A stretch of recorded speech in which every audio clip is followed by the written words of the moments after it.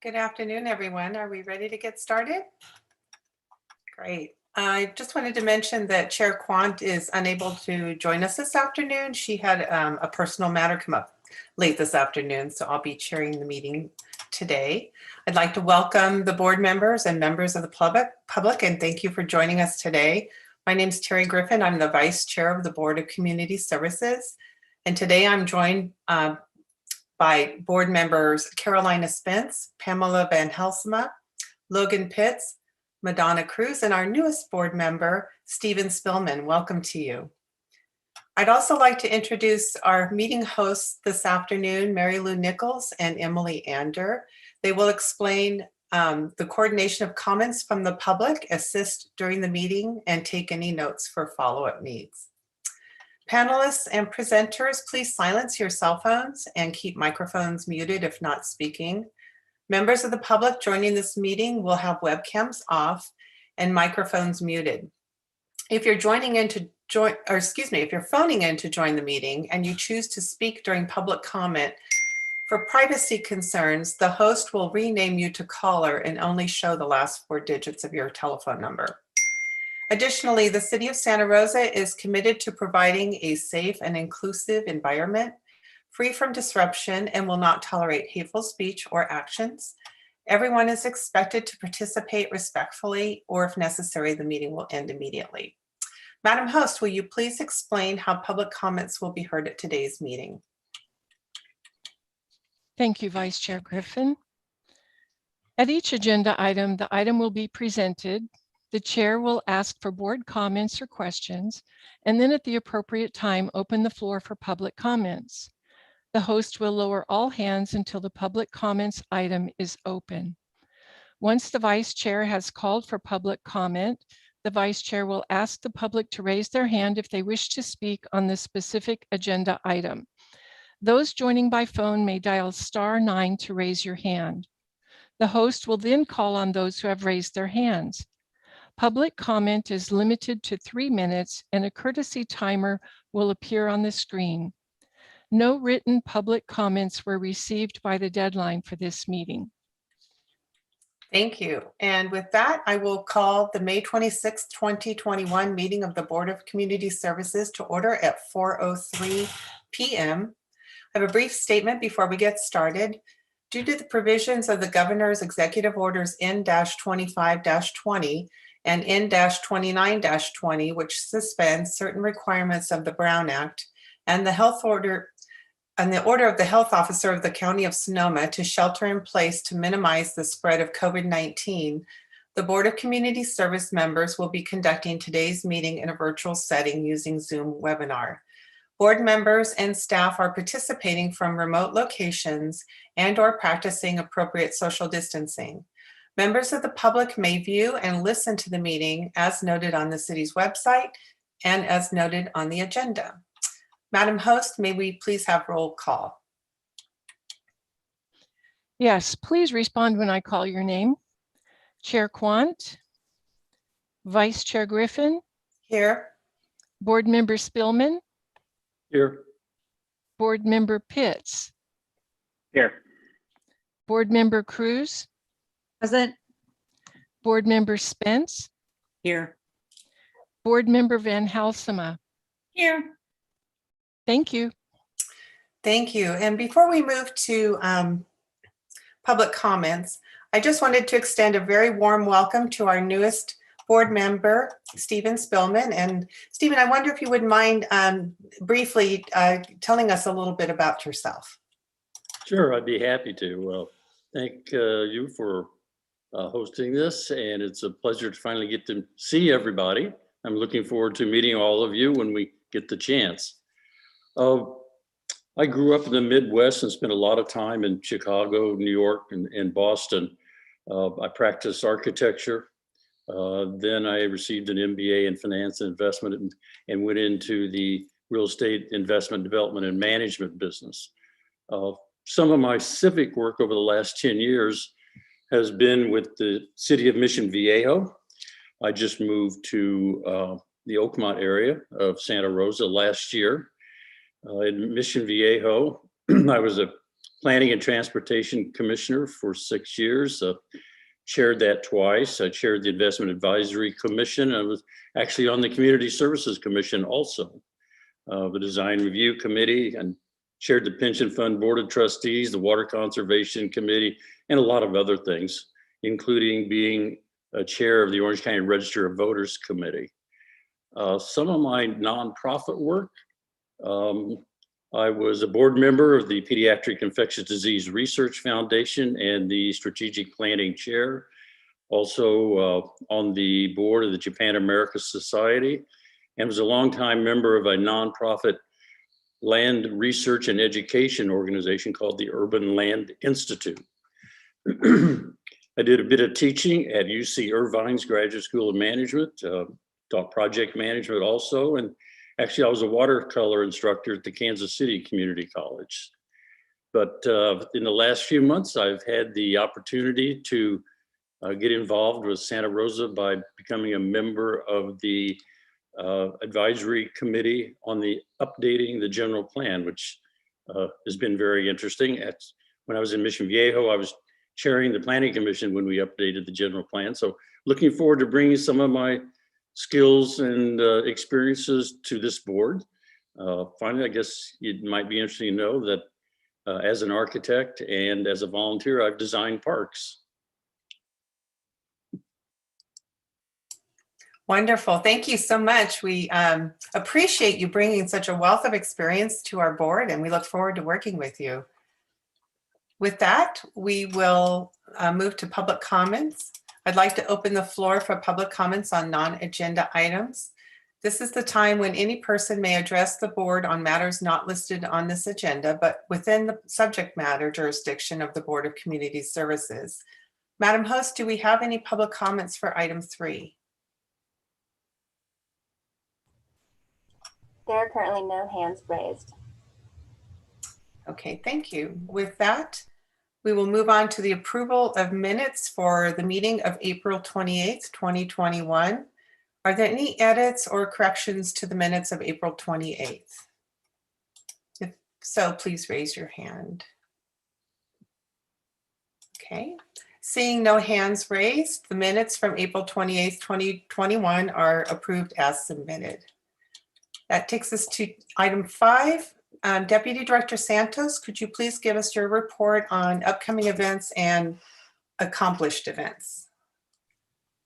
Thank you, Chair Griffin, and wanted to also add on and welcome our new board member, Stephen Spillman. We're so excited to have another new board member join and participate, and we welcome you. So just wanted to add that into my section as well. And to give you all a little update, you did receive the correspondence and attachments to the agenda for accomplished events and upcoming events, but I wanted to highlight that today is the end of our long-term School of Rec program that the Recreation program put together. So it's ending today as we're having this meeting. It was really a successful program, and I know the rec team has been here to update the board on what has been happening with that program. And of course, our Deputy Director for Recreation is here if you have any questions about all the recreational items on the events page. And then I also wanted to highlight for upcoming events. Tomorrow, we have our second in a series of meetings with the Dutch Floor Neighborhood Park folks in the neighborhood up there. We'll be presenting some redesign options to look at and reimagine the location and equipment selection for new playgrounds at the park. And that's going really well. So we'll have that for the neighborhood and hear back from them tomorrow night. And so that concludes the updates.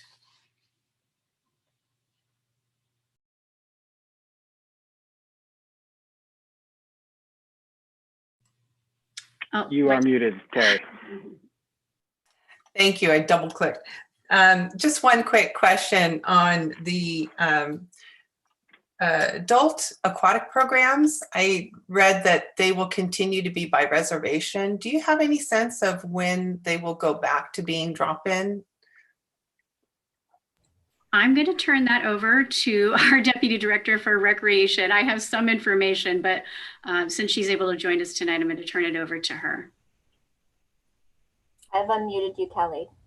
Hi, everyone. Kelly Magnuson, Recreation Deputy Director. So that's a really good question. For the summer, our plans are to do lap swim and water fitness by reservation. And we're kind of waiting to see if June 15th brings any changes with the guidelines for outdoor recreation.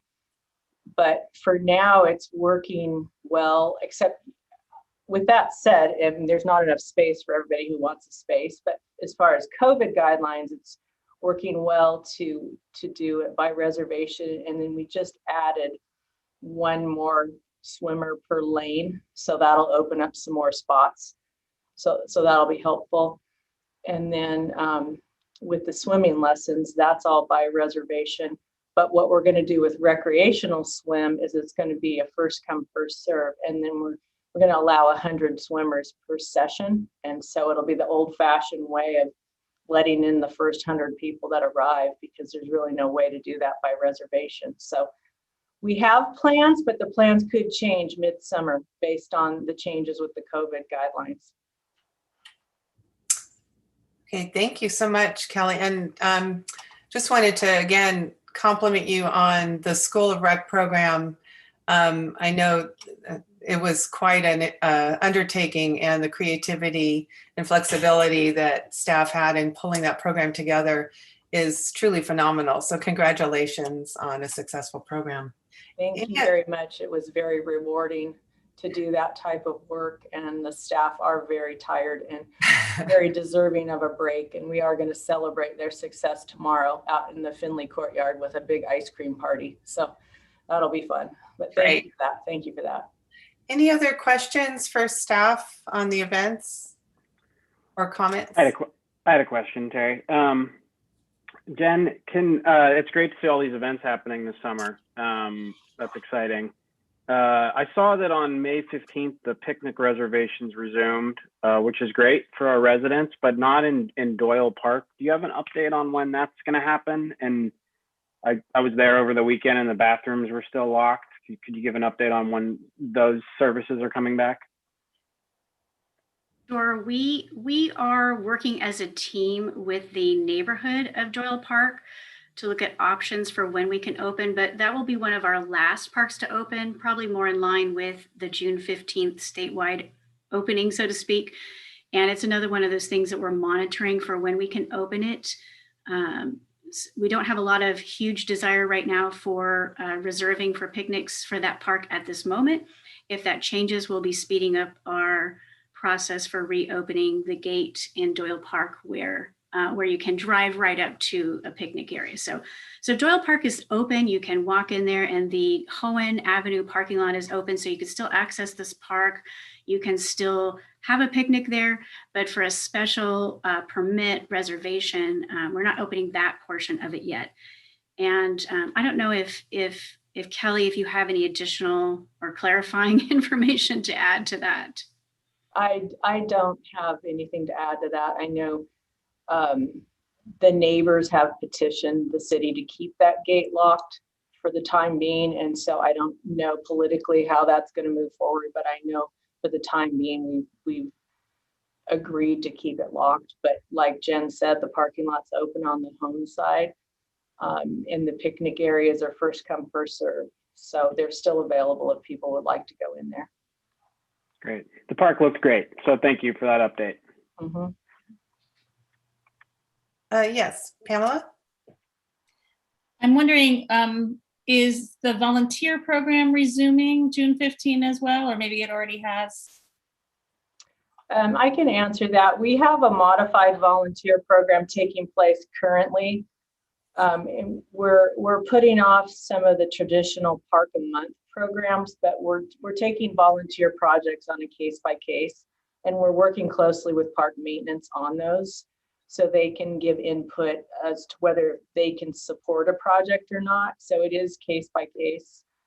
And they are still interested in hosting them. It's just right now there's a limited staffing resources to supervise the project. So it's definitely, we still have the volunteer website. We're still working with several ongoing groups, Bennett Valley Vision, the Rural Cemetery Group, the ball players who help with the fields. So we still are doing some volunteer projects.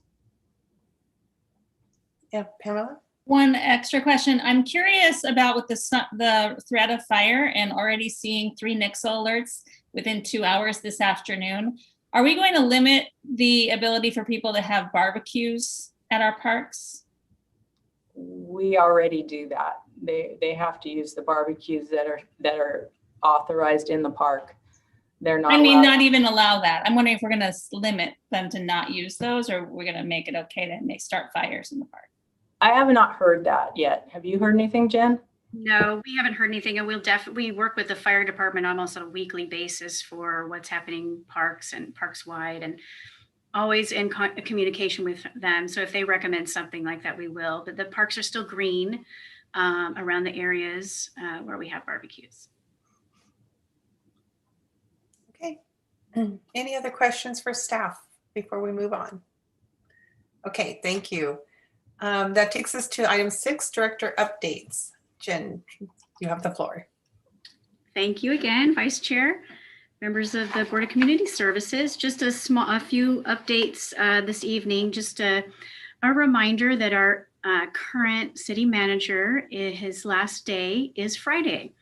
And so it comes up quick. It just seems like yesterday that we made the announcement that he was moving on. So we'll have an acting, I think it's either an acting or interim city manager, Jeff Colin, will be coming on starting Saturday. So their time ends at like midnight and the other one begins at 12 or something like that, exactly. But Jeff Colin was a former city manager for the city of Santa Rosa, and he was before my time, but I've heard wonderful things about him. So we're really excited to work with him going forward. And he's either on an acting basis for the next month, and then he'll be interim after that until we fill that position permanently. And so there's just some paperwork details to clarify the longer term agreement with Mr. Colin. But until then, we've got about a month of an acting, and then he's on an interim basis. Not sure about the exact word, but that's how I heard it this morning. We're looking forward to him joining the city team. So the other thing was that we are still reducing water by 20% in our parks. We're still under a voluntary requirement, or not requirement, a voluntary ask to reduce our watering and irrigation services by 20%. And again, those are just in areas that aren't really going to be noticeable by folks that are using our parks, or reducing irrigation in places where it's not hypercritical.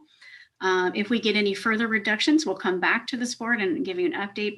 But right now, there's not going to be any huge visible appearance of reduction, except for maybe a little bit of grass turning more yellow, grassy areas turning more yellow. We also have I believe the upcoming budget session is still scheduled for June 22nd. So we'll look forward to that. That's the actual budget hearing. We had a budget session a couple of weeks ago with council, and we'll be doing the budget hearing on June 22nd. And I believe that the last time what the council agreed upon was sometime in mid-July to come back to have a discussion about the PG&E settlement funds. So I don't believe those will be part of the June 22nd discussion. But if I have anything to clarify after this meeting, I will definitely send it up as an update to this board. But I believe it's mid-July when they'll be looking at that. The other thing related to grants, I know y'all asked for a little bit of an update on what's happening with our grant applications. And as it happens, we just submitted a grant application. Or we just prepared the council item, for the grant application for another option for improving Martin Luther King Jr. Park. It would be the same application that we put forth as part of the Senate application processes towards a federal option to fund the improvements at Martin Luther King. It's the same type of ask. We're trying everything we can here, but this is an opportunity through the state Parks and Recreation Department that is partnering with the National Park Service for a outdoor recreation legacy program application. And it's a 3-part application. So the part that we're submitting tonight are on June 8th for council's consideration is just, it's mostly an FYI. It's an application that does not commit us to anything. It just says we have interest in improving Martin Luther King. We would like the state to move this forward. And if the state believes that we should move forward, then we'll come back to council with a resolution to ask council to review that and to dedicate park development impact funds for that park, similar to the other applications. We are going to try everything that comes our way to get that park funded. So it's a really interesting opportunity we had, and that's going to go to council on June 8th. Our other 2 grants, I've gotten a small update on them that went for, again, the same project. Martin Luther King Park improvements are working their way through the state representatives that we have looking at those, but they are near the bottom, I'm hearing, for preferred projects that the state will put forward on a federal level. So we're going to hang in there and see if we get one of those coming our way. That would be fantastic. The one that we're putting forward on June 8th is very, very competitive. It's a nationwide grant application, and they're going to be awarding 30 applicants out of the entire nation. So it's pretty competitive for us, but we still like to put our application in and see where it goes. And of course, we're always looking at options for funding, and we'll keep you posted when there's new things. But that's what's happening right now, and that's the end of my updates. Thank you. Any questions for Jen about her director updates? Okay, seeing none, we'll move on to our scheduled items. Our first item is 7.1, an overview of Howarth Park. And Nicole Lowry, you have the floor.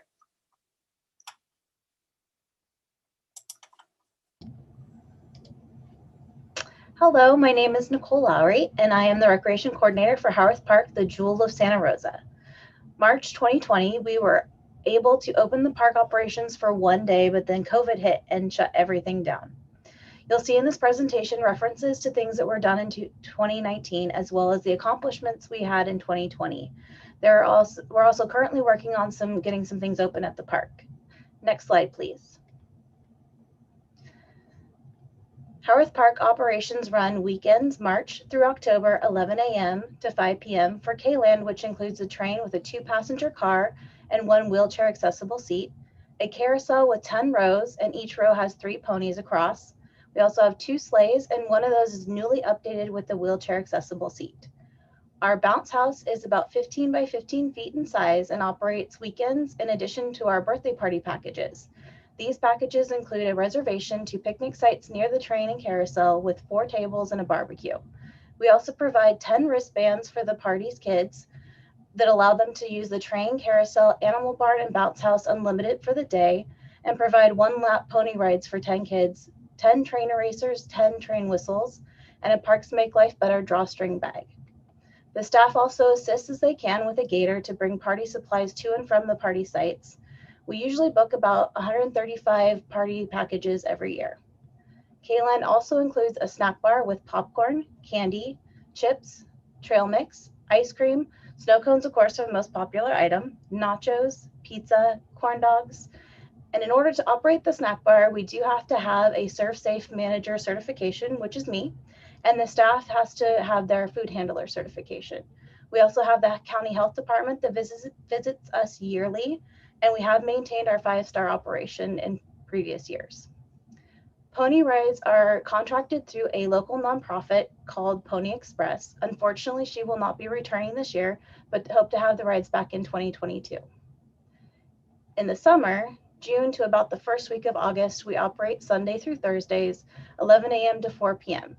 We have all the attractions I mentioned already, but we also have an animal barn which most people refer to as our petting zoo, with calves, sheep, pigs, goats, bunnies, chickens, and guinea pigs. The Howarth Park Recreation staff also operates Botini Boathouse, located next to Lake Ralphine, weekends through March through September, 11 a.m. to 5 p.m. And in the summer, it's the same thing, June to about the first week of August, and that's Saturday through Thursday, 11 a.m. to 4:30 p.m. Our boat rentals include kayaks, sailboats, stand-up paddle boards, canoes, and paddle boats. While our paddle boats are the most popular for families, during the summer and some of the weekends we do offer boating classes as well as camps to youth that are already sold out for the summer. The canoes are utilized by our city camps in the summertime, especially Camp Boathouse, since they are located on site. When customers or staff are out on the lake, we do require that everyone wears a life jacket, and we do maintain a rescue boat and assist as needed. The staff work at the boathouse are lifeguard certified, and they also respond to emergencies in the park. Next slide, please. While my focus is the attractions at Howarth Park, the park itself has a lot to offer.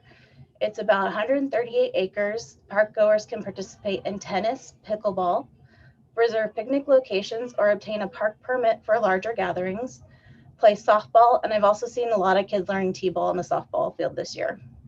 Lake Ralphine is open to the public in the same amount of hours that the park is, from sunrise to sunset.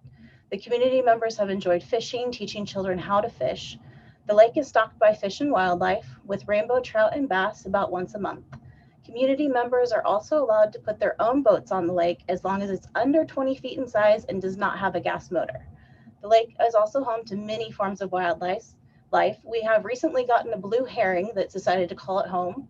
And you may have heard of Affleck, who is a resident goose that got a hook stuck in his foot and had to have some treatment done by the bird sanctuary, and he's back on the lake though. Ducks, swans, snapping turtles, river otters, and many more. We also have a bald eagle that's going back and forth between Spring Lake and Lake Ralphine at the moment. Howarth Park also does connect to the city's Spring Lake, which is daily education to the public about city versus county, since we do not allow swimming in Lake Ralphine. However, the county does at their lagoon over at Spring Lake. There are also about 5 miles of trails, the Land of Imagination playground with an old Western storefront, a climbing wall playground with swings, and we also have a large lawn that's good for large group gatherings. Next slide, please. Staffing at Howarth Park is unique from other parks in that it does need attention from recreation staff, park staff, the city's garage staff, and facility maintenance staff in order to operate at an optimum level. Staff for the park includes 1 full-time recreation coordinator and 54 temporary employees that oversee the operations of the attractions. To help maintain the park, there is a dedicated park staff of 1 full-time senior maintenance worker, 2 full-time maintenance workers, and 1 park aide that does work on the weekends. In 2019, it was a little before 2019, there was a division between the Recreation and Parks Department. Recreation now resides with the Community Engagement and Programs, and Park resides under Transportation and Public Works. In the last year, Howarth Park has also lost 1 of the maintenance worker positions. Next slide, please. As you can see, in 2019, there were many people who visited Howarth Park. And even the one day we opened in 2020 before COVID hit, the park sold 63 K-Land tickets for the train. Operations at Howarth Park have an annual revenue budget of about $445,000, which we expect it'll be about 2 years before we can get back to. Next slide, please. We provide a few different recreation events at Howarth Park. As you can see from the photos, the upper left is actually our fishing in the city, where the city collaborates with the city's fire department, but it's their union, and we teach the Santa Rosa's youth how to fish. We also have an event the next day where the kids can participate in a fishing derby, and we are given them about 4 hours to catch fish, and the largest catch wins. The upper right-hand corner, you'll see our movie nights, which is usually done in August and September, and it's 6 different nights on a Friday night. These events are sponsored by local businesses such as Mary's Pizza, and they help provide funding for the movie licensing. We also have a couple of vendors that'll sell popcorn or food such as hot dogs before the movie starts to make it a full experience for all of the people that are coming to the movie. All of our movies are family friendly, and we do show them on a large blow-up screen. And it's about like a bounce house, but a little bit bigger. The other photos you see in this slide are Halloween at Howarth, where we usually serve 500 children in the community who participate in a trick-or-treat trail, a kids sensory play area, and we do have some local businesses that provide different activities such as fencing, and then they also have candy, toys, face painting. And of course, our registrants for this event also receive a train ticket. Of course, last month you heard in 2020, we did the event as a drive-through where the kids got to see different Halloween related scenes from local volunteers. And then we also handed out goodie bags. Next slide, please. So I brought up a little bit about what we did in 2020. One of the biggest things we did in 2020 was reopen the Boathouse. And in order to get that open, we did have a large number of barcodes that had to be input into our registration software system. In order to do contract tracing and keep everyone socially distanced, the barcodes that were set up had arrival times to stagger the customers from not all showing up at one time. Everyone was wearing a face covering, and we did have markings on the ground to identify where they each needed to stand in order to social distance properly. The staff also had to sanitize the boats before and after use, and every life jacket that was used before someone could reuse it. We were also able to provide canoe time to the city camps that operated last summer, and offered a limited number of our boating camps to local children in Santa Rosa. Each year, the Recreation Division is involved in helping provide an activity during the Violence Prevention Week. And this year, we offered our paddle boat rides with boating safety to the community since it was an outdoor activity and they could do it per household.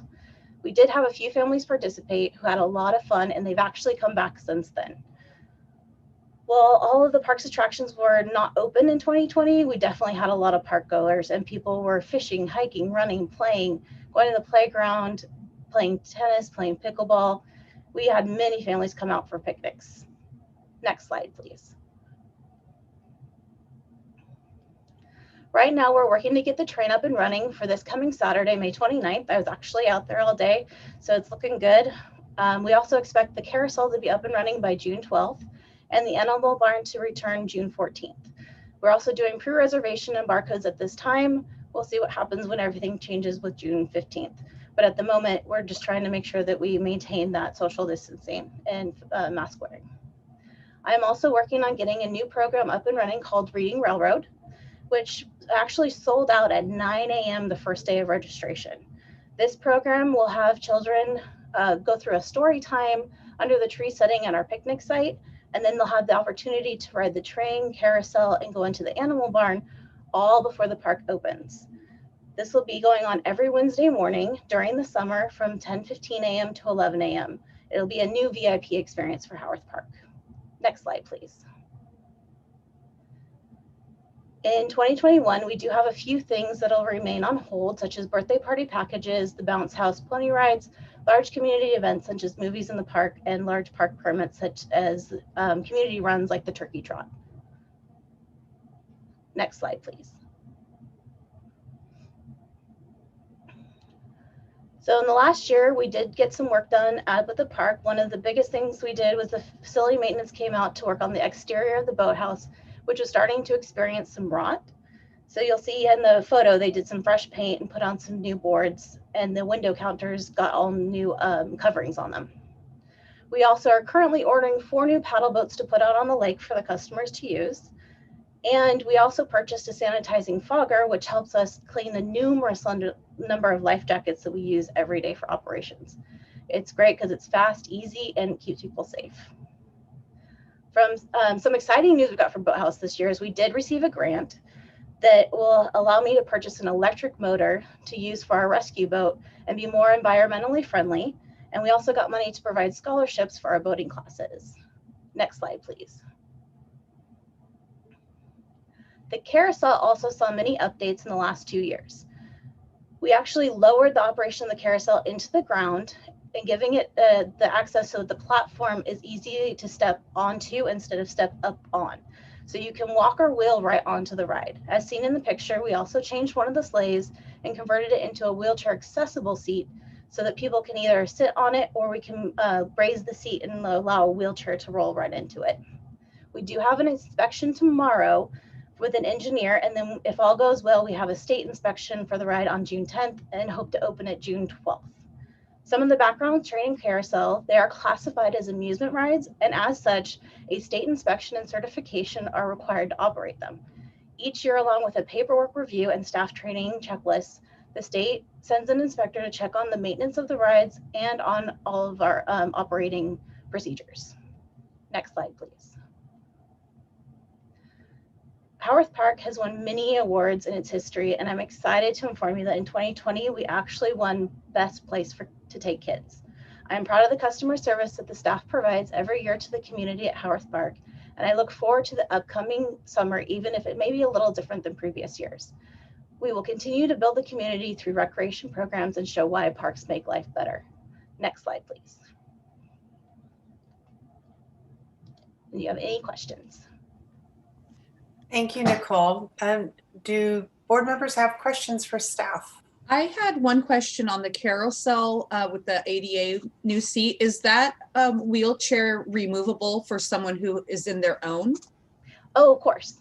We were using that to take the photos. Okay, that's awesome. Thank you. Any other questions for staff? I have one quick question. Nicole, you mentioned that Howarth Park lost a maintenance worker this past year. Is there any plan to restore that position or fill that position in the coming year? Not that I'm aware of, but I probably would refer to Kelly or Jen for this one. Okay. And if Kelly's still here, can we promote Kelly before I speak out of turn to answer that question? Should be unmuted.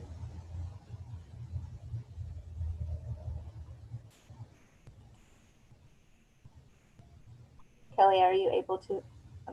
Am I unmuted now? I think you should, yes, you are. We can hear you.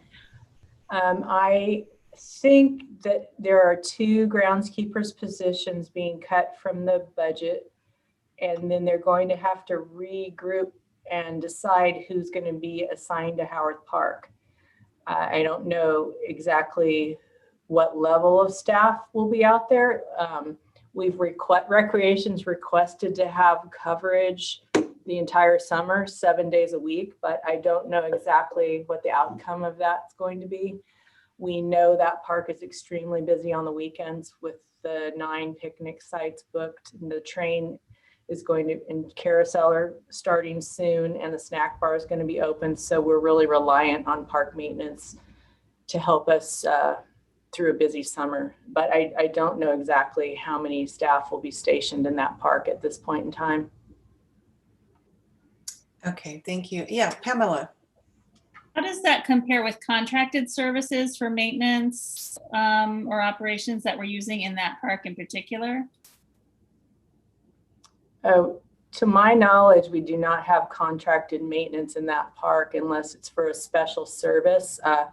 I know one year we had the goats do some weed removal, but as to my knowledge, all the maintenance and services are done with city staff.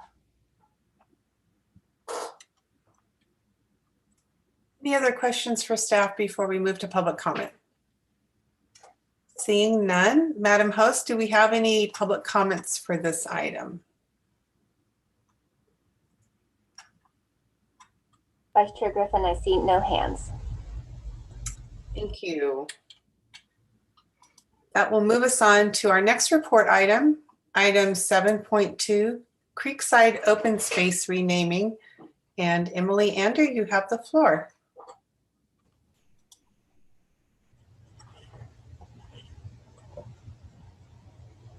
Good afternoon, Board of Community Services. I'm Emily Ander, Park Planner Assistant, and also Mary Lou's co-host for these meetings. Thank you for having me back to finish our discussion on the proposed renaming request for Creekside Open Space. Mary Lou is working on the presentation.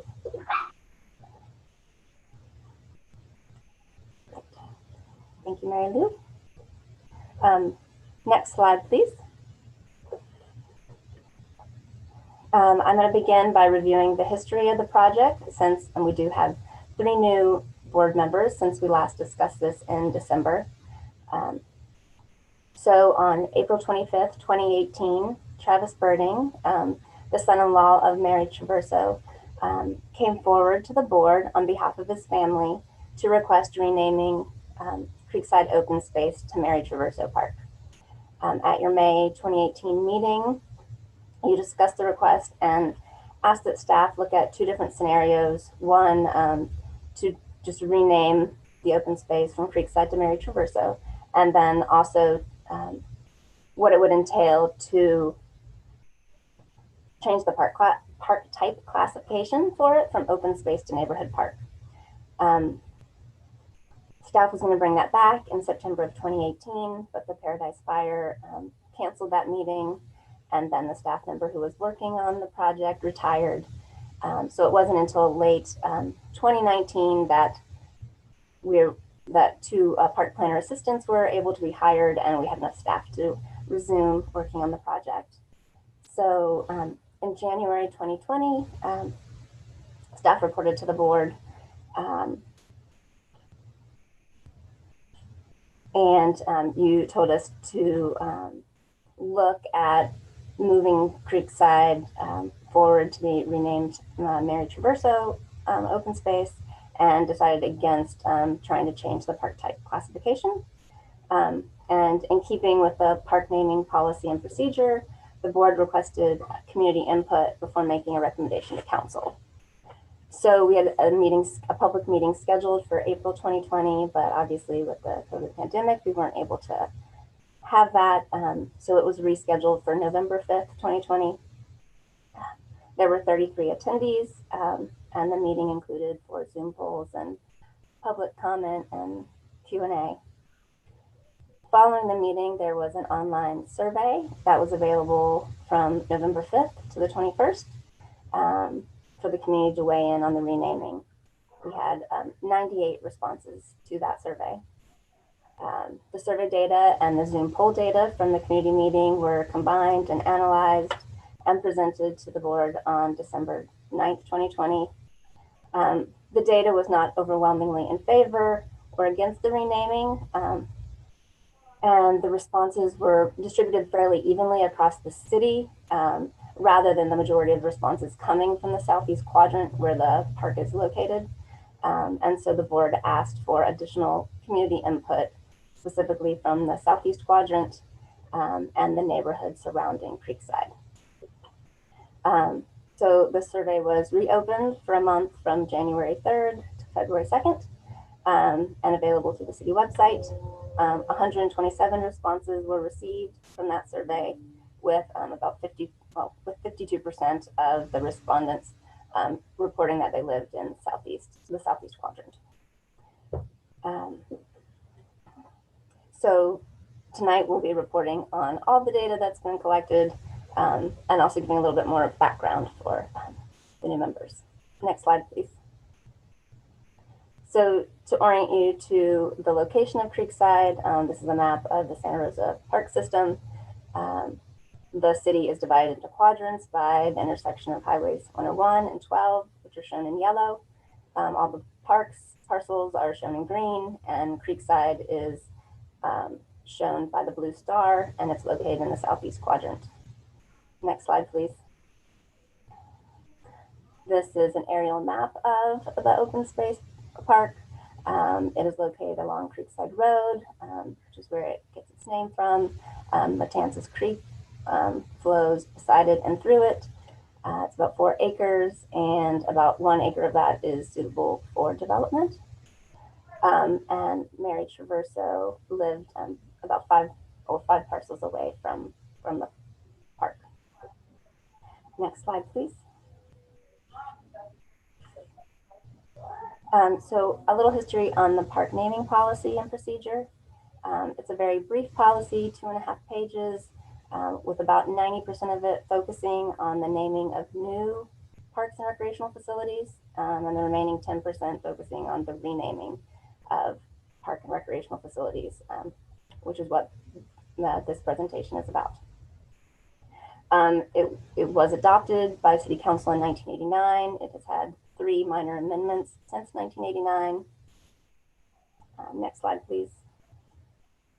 The major objectives of the policy are that the name of the park enhance the city's values and heritage and be compatible with the community interest, or the name should easily identify the park by geographic location or function, or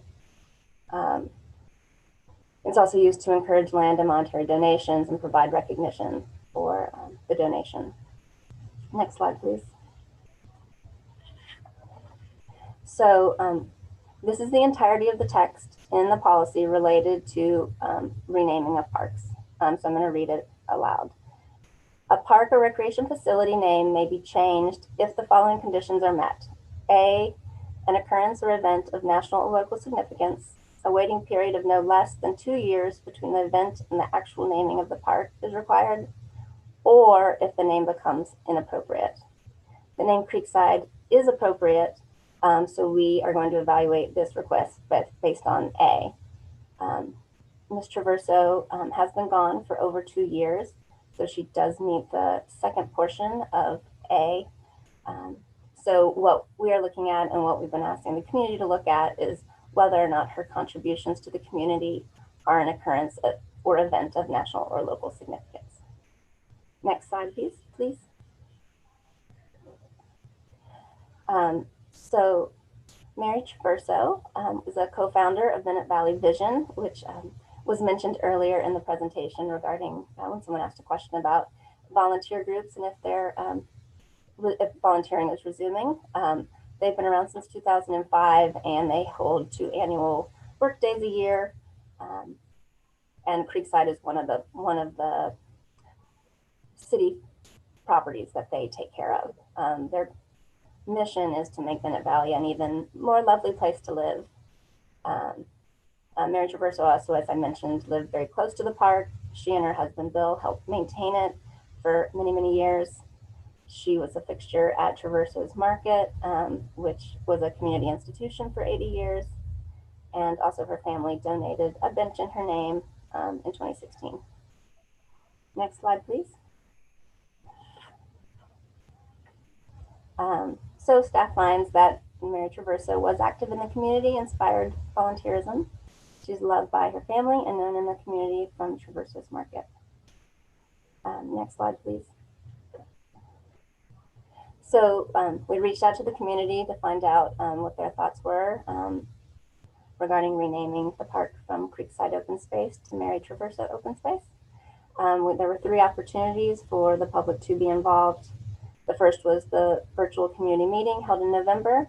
As I said, there were 33 attendees, and 28 of those attendees participated in the 4 Zoom polls that were we had during the meeting. There was, I want to talk about also the public outreach for each one of these opportunities. Postcards were sent to a half-mile radius around the park for the virtual community meeting. There was an article in the Press Democrat. City Connections e-newsletter went to 95,000 subscribers. It was posted on Nextdoor and Facebook. There were signs in the park. There were signs in nearby parks. There was word of mouth. It was on the city website. And the Traverso family distributed postcards and email outreach for that. The second opportunity was an online survey, which received 98 respondents and was available on the city website. The outreach that we did for that included sharing that it was going to be available during the virtual community meeting. It went out via the City Connections newsletter, and it was shared by word of mouth in the community and by the Traverso family. The third opportunity was online survey number 2. That was available on the city website for a month, January 3rd through February 2nd, and it received 127 responses. As I said, it was available on the city website, but most of the outreach was mostly done by the Traverso family. They posted to Facebook, and they posted to Nextdoor a couple of times, and shared it with the neighborhood by word of mouth. So now we'll go over some of the feedback that was collected, and it is not all of it, because I just wanted to be able to provide the information that would really help you to make a decision regarding the renaming request. Next slide, please. So there are 3 questions where we're going to go over the data from a couple different perspectives. Those are question 1, 13, and 14. And that is, where do you live within, the first question is, where do you live within the city of Santa Rosa? This table compares the 3 different opportunities for community feedback. And as you can see, for the Zoom poll, the majority of people lived outside the city of Santa Rosa who participated in that at 36%, and then followed closely by the Southeast Quadrant at 32%. For the survey number 1, it was the highest percentage was 43% within the Northeast Quadrant, followed by the Southeast Quadrant at 34%. And then for survey number 2, you see 52% came from the Southeast Quadrant. That's the majority. Next slide, please. And this map it says the same question, but this data does not include anybody who lived outside the city or anyone who did not respond to the question. So the distribution is for the Southeast Quadrant is 51% and the Northeast Quadrant at 36%. Next slide, please. What is your age group for both? So most of the questions are now going to look at it from the perspective of the Southeast Quadrant versus the entire city. And they don't include, again, the people who live outside of the city or the people who didn't respond to the specific question. So for both the Southeast Quadrant and citywide, the majority of respondents are over the age of 45. Next slide, please. How did you hear about the survey? Word of mouth, next door, social media, city connections, and signs at the park were the most important methods. Next slide, please. Have you visited Creekside Open Space? Southeast Quadrant, 88% have, citywide, 74%. Next slide, please. How often do you visit Creekside Open Space? This one is a little bit more surprising since 21% of the citywide respondents said that they visit every day versus 8% of those living in the Southeast Quadrant. But it has good participation from the people who participated in the different means of community feedback. Next slide, please. So the next few questions, everything in quotes comes directly from the park naming policy and procedure. So, are Mary Traverso's civic contributions an occurrence or event of national or local significance? 75% of the Southeast respondents said yes, and in comparison to 62% of the citywide respondents. Next slide, please. And you'll notice that these results for these questions are pretty similar throughout. Does changing the Creekside Open Space Park name to Mary Traverso enhance the city's values and heritage? 71% in Southeast said yes, 62% citywide. Next slide, please. Is changing the Creekside Open Space Park name to Mary Traverso compatible with community interest? 75% Southeast and 64% citywide. Next slide, please. So 13 and 14 we'll look at in a couple different aspects. Are you in favor of changing the name of Creekside Open Space to Mary Traverso Open Space?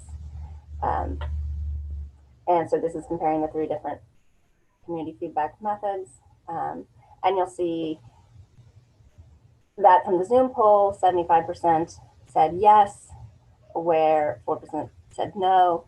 But then when we had the first survey, 23% said, yeah, we're in favor, and 51% were not in favor. But then in survey number, okay. So anyway, those first 2 pieces of data went forward to you in December, and that was why you asked us to go back out into the community and get responses specifically from the Southeast Quadrant. So when we went back out at the beginning of the year, 97% of the respondents said yes, they are in favor of changing the name. And again, remember that 52% of the people who responded to survey number 2 are from the Southeast quadrant. Next slide, please. So looking at this a different way, are you in favor of changing the name? 73% of the Southeast respondents say yes. And then the second graph looks at all responses, those outside the city and in addition to everyone living inside the city. And 66% said yes. If you remove the data for all of those living outside the city, yes goes down to 62%. So not a lot of change. Next slide, please.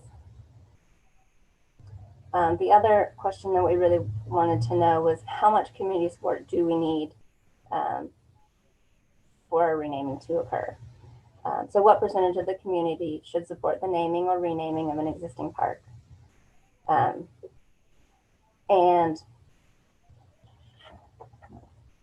for the Zoom, 42% said it should be greater than 50% of respondents should be in support. For survey number 1, it was at 84%, greater than 50% support.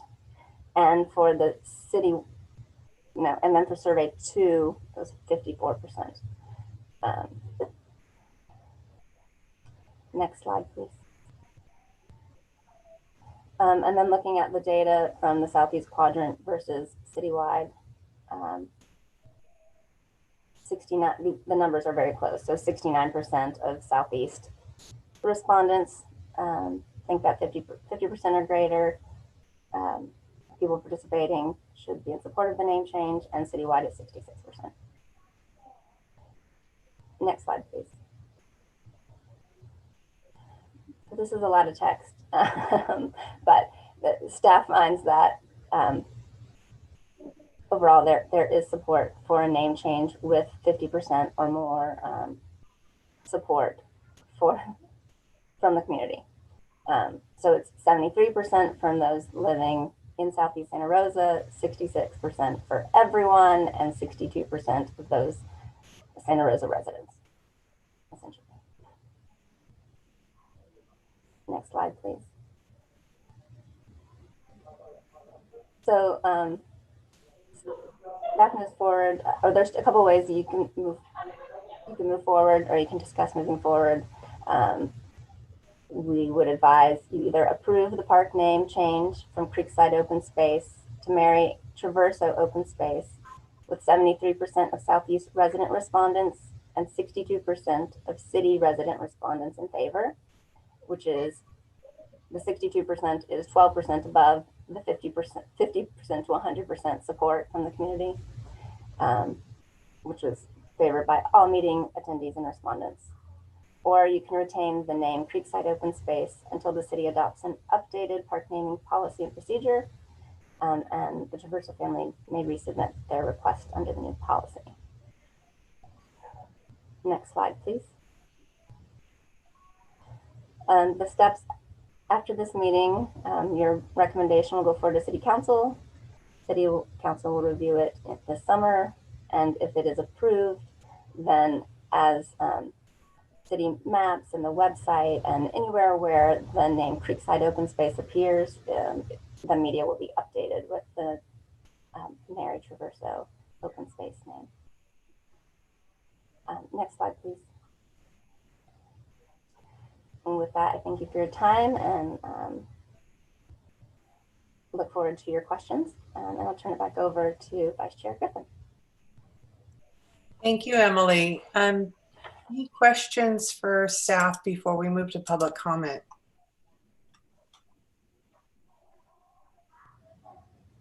I have a couple of questions, Emily. What is the cost if we were to approve this name change? What would be the cost to the city in affecting that name change, if any? Well, yes, for this renaming request, there would not be any budgetary impacts. Okay. because we will be updating the media as it needs to be updated. So when we go to print on the next version of like the park system map, we'll change the name there. So it'll be just a standard cost for that thing. Or like changing the website is just a little bit of staff time. Okay, so no need for a sign or sign change or anything like that. Okay. Yes, it is. Again, it's an open space park, and so they don't have park ID signs. Okay. And then I think you already covered this, but just to confirm, the support, the change in support from survey number 1 to survey number 2 appears to be driven by the fact that it was more targeted outreach in terms of targeting the neighborhood as we asked you to do. Would that be an accurate statement? That is true. I do want to clarify that the outreach was on the city website, but mostly it was done by the Traverso family. Okay. Great, thank you. Any other questions for staff before we move to public comment? Okay. A question, Terry, and I think Steve does too. Okay, go ahead, Logan. Thanks. Emily, you mentioned, maybe I didn't hear this correctly, at the beginning there's an acre that is approved for development in that property? It's not approved for development, but when we were looking at whether or not we should change the park type classification from open space to neighborhood park, one of the things we wanted to look at was how much of the site is developable, because neighborhood parks are generally 2 to 10 acres, and like whether or not there would be enough land in order to put in a playground or amenities that would make it a neighborhood park. But since it's open space, that wouldn't be happening under its current designation, right? Oh, correct. Okay. Also, just say I live across the creek in an apartment I rent, so don't need to recuse, but I am a regular user of the park, and there's people in it basically every time I walk by, a few times a week. So it's well used by the community and very well maintained. And I'll be approving the name change. I think it's appropriate. So thank you. Thank you. Thank you. And Steve, you had a question. Yeah, I just have a couple. One of them is just mostly background, but obviously there's overwhelming support for the name change. The objectives of the city apparently to have the name enhance the city's values and heritage and compatible with community interest. Obviously, that's the case. It's what the respondents are saying. It's what staff's recommending, if I'm reading it right. One of the objectives is to easily identify parks by geographic location or function. Does this name change meet that objective? And if not, is there another name that would be acceptable? Something that might include Creekside, if Creekside, in fact, designates to folks a specific location. That is a great point. Yes. It's very clear that where the name comes from and how to find it, because it is on Creekside Road. Although my understanding, Jen, you'll have to jump in on this, is there are a lot of other things in the city with the name Creekside. And so at least one staff member said it would be helpful from a GIS perspective for clarity if this park was not named that. But I think we'd have to go back to the person who requested, or the Traverso family, to see if they would be open to incorporating Creekside into the name. That doesn't really do a great job of answering your question. I understand. It is definitely something that staff has wrestled with. And I do want to say that the policy objectives, we only need to meet one of those as far as the name goes. But it is aptly named currently. And I guess, as I understood, when the vice chair asked the question about additional costs to the city, was it implied that there's a difference between an open space and a park regarding cost or maintenance or monument sign? Or could you help me better understand the difference between an open space and a park when it comes to this particular question? Yes, so an open space park generally has very minimal improvements, like benches or picnic tables, trash cans are kind of the extent of what you would see in an open space park, as opposed to like a neighborhood park, which has park monument signs, at least one, and a playground or some feature that the community is being drawn to, as well as like picnic areas, and then a community park would have even more amenities than a neighborhood park and would also need those monument signs. And an open space park is, so for a neighborhood park, that's supposed to serve a half-mile radius of residents around the park. With an open space park, it technically serves the entire city. And so there's not a stipulation on how small or large they can be. With a neighborhood park, as I said a little bit earlier, it'd be like 2 to 10 acres, and then a community park would be like 10 to 25 acres. But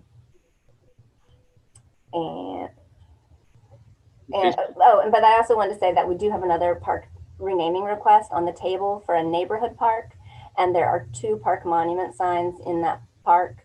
And so if we were going to rename that, those would need to be replaced, and those signs are expensive, and with a new sign policy they have to have electricity to them, so that would be a costly endeavor. Could there be any waivers to the cost? For where I'm getting at here is there an opportunity to honor Mary with some sort of sign that wouldn't be too expensive, and there a waiver of some of the other requirements such as electricity to a park but not to an open space? Is there some way to recognize her? Well, and if you don't mind if I just jump in really quick, Emily, I'm so sorry, I don't mean to interrupt, but I just want to say that that question is a great question to honor Mary. There is some honorary bench in the park already, and none of our open spaces or parks like this have any signage for parks, and there's no policy to do that so far. That would be an enormous undertaking to look at that question. So that would be a larger question that we have before you tonight. What we have for you tonight is just simple name, not simple, but our request to change the name. So it's a pretty expensive endeavor to add park signage.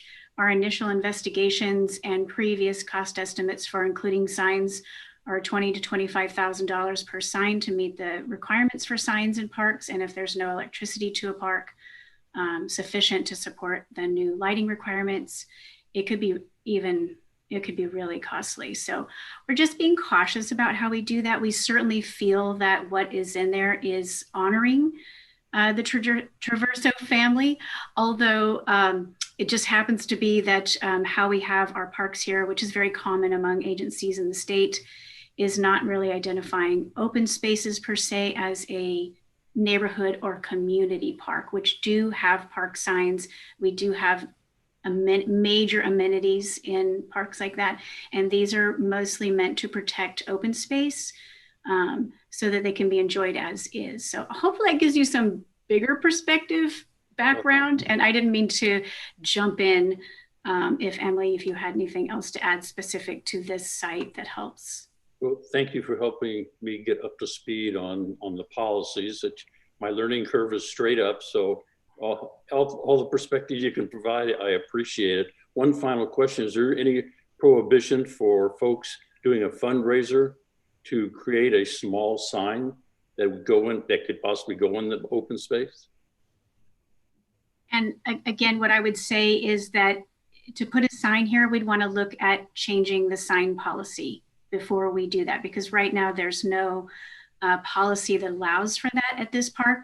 We'd want to bring it back in a more open session to look at it for all open space parks and then consider the cost for this as part of that. So we weren't prepared to bring forward, we haven't been asked by the board to look at that scenario thus far. Thank you so much. Ms. Pamela. Thank you. Thanks a lot to Emily Ander and your team for being very thorough and looking through all those things. I've been lucky to be along the ride.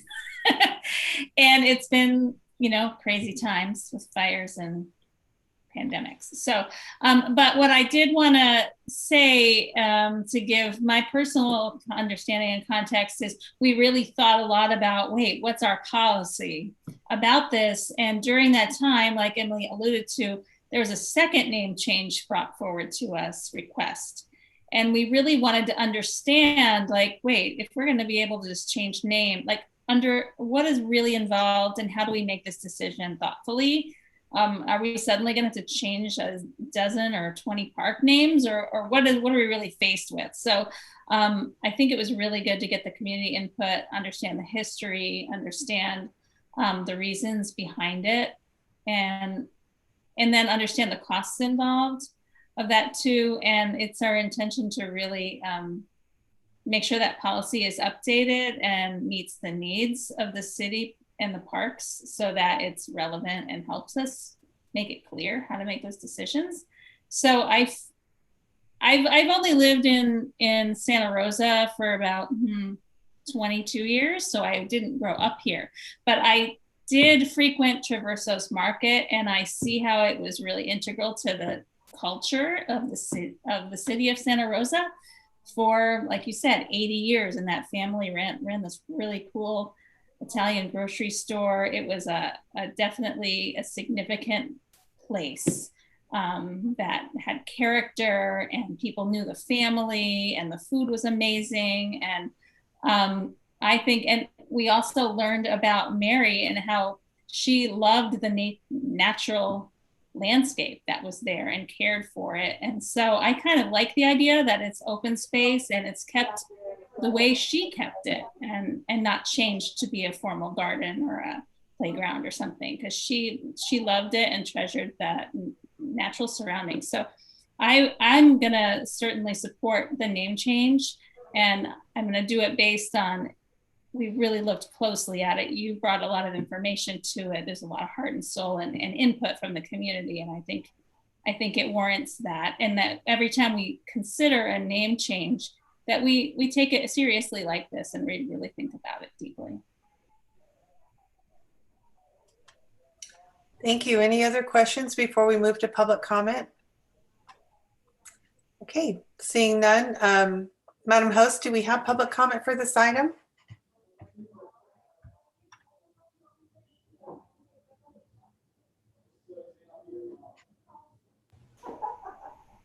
There is one hand raised. I think Mary Lou is going to handle this part.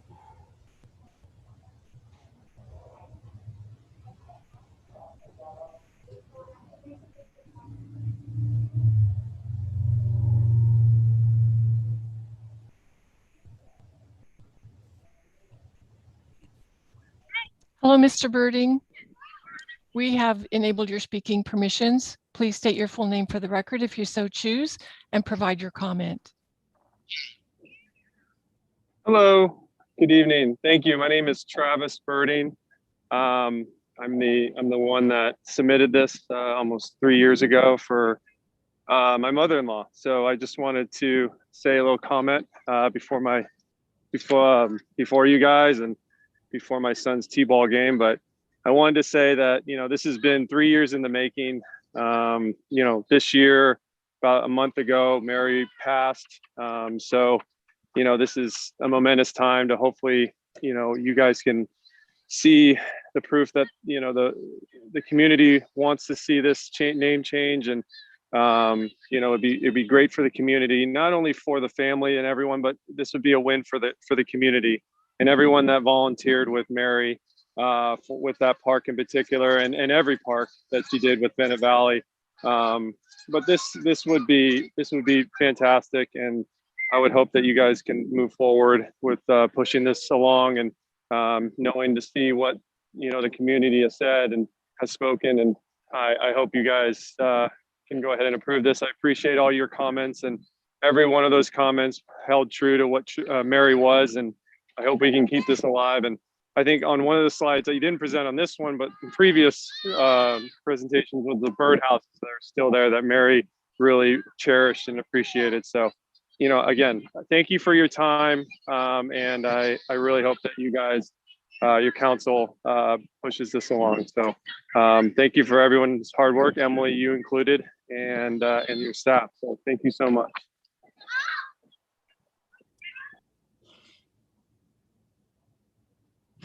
Okay, thank you, Mr. Birding. Any other public comments, Madam Host?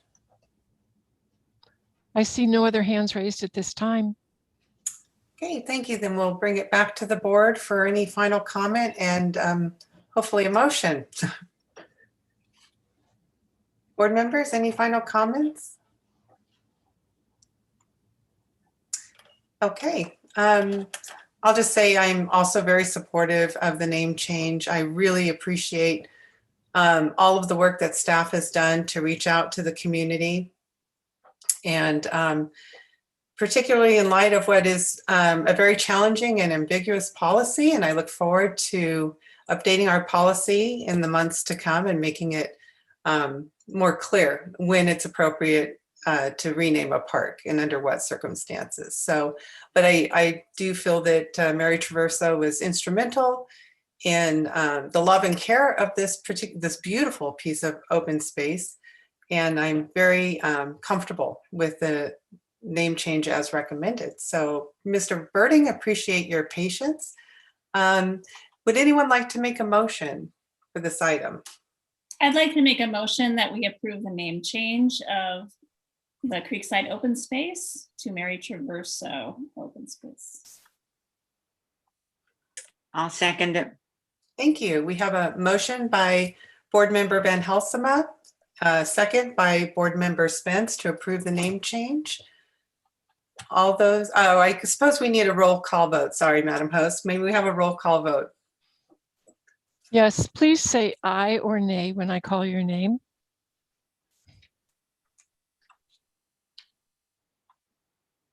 Vice Chair Griffin. Aye. Board Member Spillman. Aye. Board Member Pitts. Aye. Board Member Cruz. Aye. Thank you. Board Member Spence. Aye. And Board Member Van Helsema. Aye. The motion passes with 6 ayes. Thank you. Thank you. All right. With that, we will move on to item 8, committee reports. Chair Quant will, I'm sure, update us on her mayor's lunch that was held this month, as well as the one that will be held in June at our next meeting. And also on Waterways Advisory Committee, she happens to hold both of those seats. Before we move on to written or electronic communications, I just want to check in with Board Member Spence to see if there are any updates on the merit awards. Thank you for that opportunity. Yes, the Merit Award nominations are now starting to flow in. And as always, they're so inspiring. And we have just begun. We have several more meetings where we will be reading and making decisions. So thank you for that. We're encouraging you all to either go online and or pick up an application. And I'm happy to drop one off to you if you need it, just because it's a wonderful, wonderful event. And thank you for the opportunity. Yeah, thank you. And July 10th, is that the deadline for the applications? It is indeed. Great. Thank you. All right. Moving on to written and or electronic communications. Vice Chair Griffin, we have received no electronic or written communications. Okay, thank you. Moving on to future agenda items. Are there any items board members would like to see on a future agenda? Okay. Seeing none. With that, I will adjourn the meeting of the Board of Community Services at 5:20 p.m. Our next regularly scheduled meeting will be held Wednesday, June 23rd, 2021 at 4 p.m. Thank you so much, everyone. Have a wonderful